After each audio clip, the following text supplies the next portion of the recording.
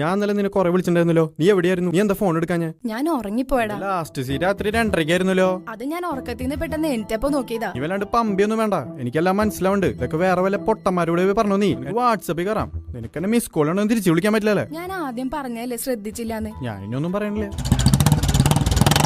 കുട്ടാ നമുക്ക് റൈഡിന് പോണ്ടേ? ഇന്നൊരു മൂടില്ല, നിങ്ങൾ പമ്പ് ചെയ്തോ. ഒളിപ്പിക്കാണല്ലേ?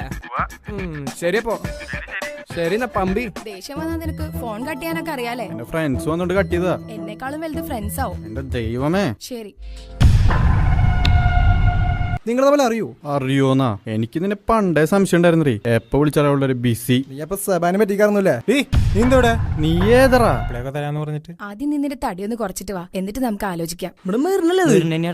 എന്തോടെ പ്രശ്നം? ഇതിനൊന്നൊരു അവസാനമില്ലേ? നീയൊക്കെ ഒരു പെണ്ണാണടിയെ. നീ എല്ലാവരും പറ്റിക്കാന്ന് എനിക്ക് മനസ്സിലായി. ആരൊക്കെ നിന്നെ വെറുത്താലും എനിക്ക് എപ്പോഴും നിന്നെ ഇഷ്ടമാണ്.